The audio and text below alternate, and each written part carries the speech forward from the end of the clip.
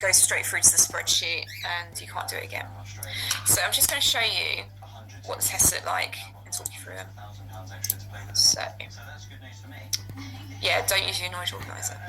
Okay, translation test. Okay, so hopefully you can see this. So the first thing you do when you get this is you write your email and your full name there. You click in 7YA. You click in my name. And then it says here, don't put full stops, like I've just said. So you're translating these Spanish words or phrases into English here. So you see here, the Buenas tardes has got a capital B, so you need to put a capital B for your answer here. Well, it wouldn't be a capital B, it'd be whatever the capital is in English. Make sure you spell these things right. So you can see here's an accent on the A, so you need to put an accent on the A. For accents, there's a few ways of doing this. So if you're on a phone, you can hold down a letter and it will come up with options. If you're on a laptop, you can press Alt-GR, which is near the space bar on my keyboard. Don't know about you. Or I'm going to copy and paste the accents into the chat, so you can just copy and paste those out of there.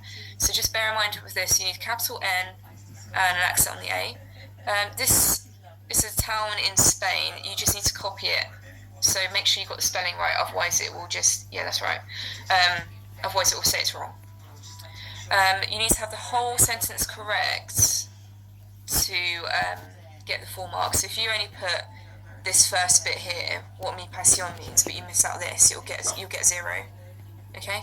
So do it as close to the original as you can. And then you've got some multiple choice ones for the English and Spanish here, so you just tick one of the answers. Okay? So that's the grammar one. The translation one, sorry. So do as much as you can, just be careful with your accent here and spelling here.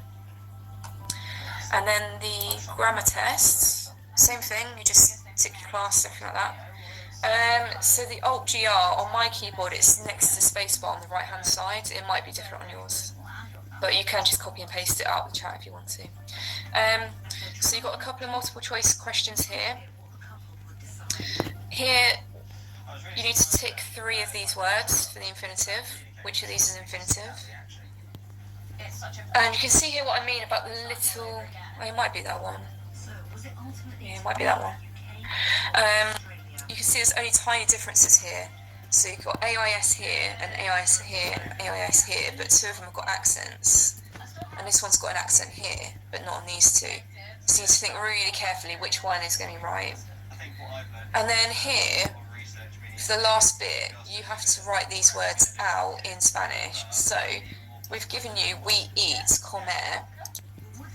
So what you need to do with that is we've given you the infinitive form, which means to eat, but you need to put it into we eat. So what you need to do is, say you've got comer, we eat.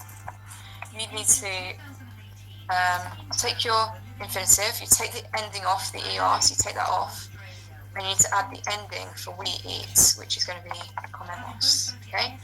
So you get given the infinitive and the English translation that you need to write yourself.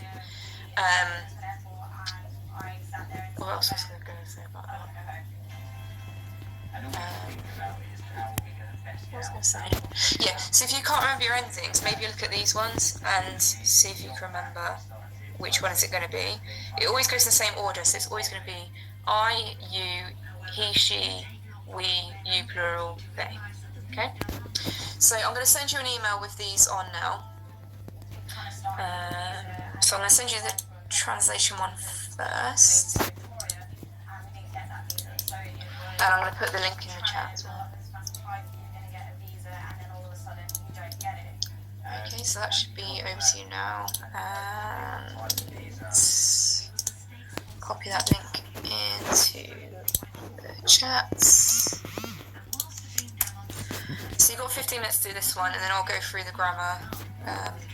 But you can just move on to the grammar as soon as you finish translation.